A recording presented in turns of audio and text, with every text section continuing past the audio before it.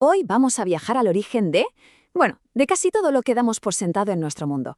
Las ciudades, las leyes, la escritura. Nos vamos al sur de Mesopotamia, a esa tierra que vio nacer la primera civilización de la historia, Sumeria. A ver, es una pregunta clave. Pensamos en nuestras ciudades, en cómo guardamos el conocimiento, en nuestros sistemas de justicia. Parece que siempre han estado ahí, ¿verdad? Pues no, todo tuvo un punto de partida, un momento en el que alguien lo inventó, y ese momento tuvo lugar en un sitio muy concreto. Y todo empezó aquí, en Mesopotamia, que de hecho en griego significa justo eso, la tierra entre ríos. Hablamos del Tigris y el Éufrates.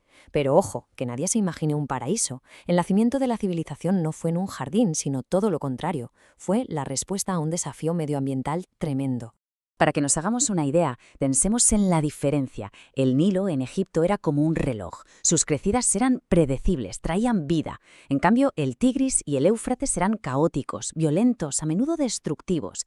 Y el entorno, pues era un secarral, sin apenas piedra, madera o minerales. Sobrevivir aquí no era un regalo de la naturaleza, era una lucha diaria que exigía algo completamente nuevo: cooperar a una escala masiva. Y de esa necesidad de unirse para domar los ríos, para gestionar el agua y la comida, nació la mayor invención sumeria, la que lo iba a cambiar todo para siempre: la ciudad. Y no hablo de un simple puñado de casas, no, hablo de una auténtica máquina social y económica. Para entender la dimensión de esta revolución, fijaos en esta cifra.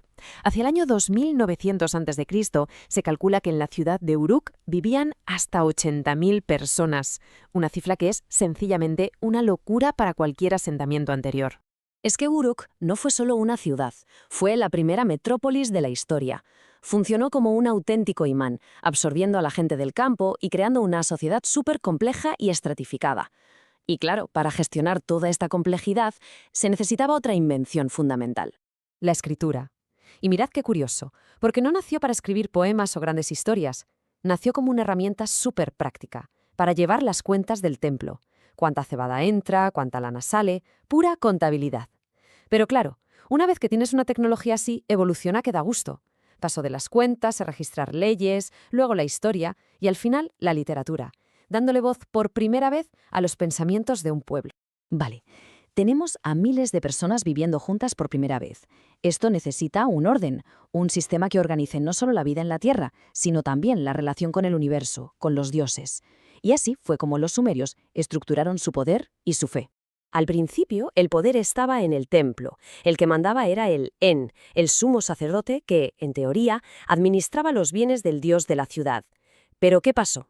Que las ciudades empezaron a competir, a pelearse por el agua y la tierra. Y ahí el poder cambió de manos. Surgió la figura del Lugal, que significa literalmente gran hombre, un líder militar que era el jefe porque era el que podía defender la ciudad. Y en el centro de cada ciudad estaba esta estructura imponente, el zigurat. Y aquí mucho cuidado, que es un error muy común. No era una tumba, nada que ver con las pirámides de Egipto. Era una montaña artificial, un punto de conexión entre el cielo y la tierra. Una especie de escalera para que los dioses bajaran y los sacerdotes subieran. El auténtico corazón de la ciudad. En este mundo de dioses y templos nos encontramos con una figura que es sencillamente asombrosa: Enheduanna, hija de un emperador, sacerdotisa y la primera persona en toda la historia que firma sus obras, la primera autora con nombre propio. Y sus himnos no son solo rezos, son increíblemente personales. Es la primera vez que aparece un yo en la literatura. Alucinante. La visión del mundo que tenían los sumerios era muy clara. Creían que los dioses habían creado a la humanidad a partir de arcilla, con un único objetivo: ser sus sirvientes, hacer el trabajo duro para que ellos pudieran vivir tranquilos. Toda su sociedad, todo su trabajo, todos sus rituales giraban en torno a esa idea: servir a los dioses. Y ahora vamos con una de sus contribuciones más inesperadas y, para mí, más increíbles: la justicia. En un mundo que nos imaginamos como brutal y salvaje, los sumerios fueron los primeros en buscar un orden social basado no en la venganza, sino en leyes escritas para todos. Se trata del código de Ur-Nammu. Y ojo al dato, es 300 años más antiguo que el famosísimo código de Hammurabi. Esto quiere decir que la idea de poner las leyes por escrito para que todo el mundo las conociera nació aquí, en Sumeria. Pero lo más fascinante no es solo que sea el más antiguo, es lo que dice. Es un cambio de mentalidad total. Mientras que Hammurabi es famoso por el ojo por ojo, diente por diente, el código sumerio era radicalmente distinto. Si le rompías un brazo a alguien, la ley no decía que te rompieran el tuyo, decía que tenías que pagarle una multa en plata. Buscaban reparar el daño, no continuar el ciclo de violencia. Es un salto filosófico brutal.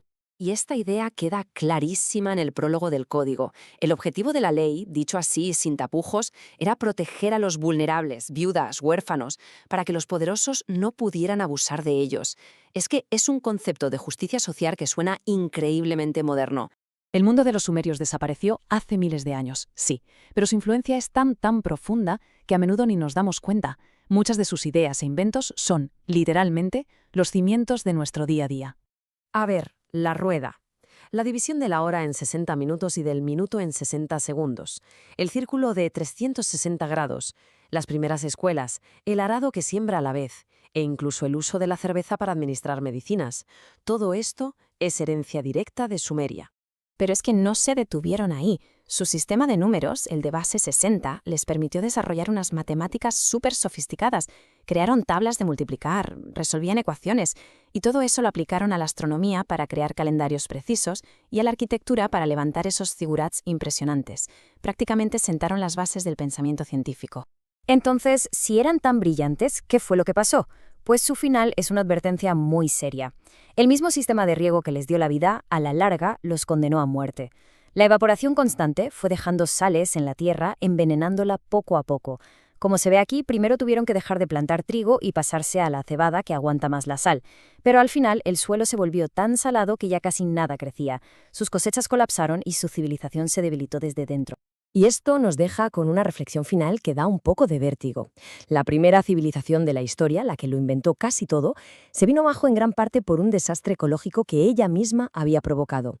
Su historia, escrita en tablillas de arcilla hace más de 4000 años, nos lanza una pregunta muy directa y muy actual sobre la fragilidad de nuestro propio mundo frente a los cambios que nosotros mismos estamos generando.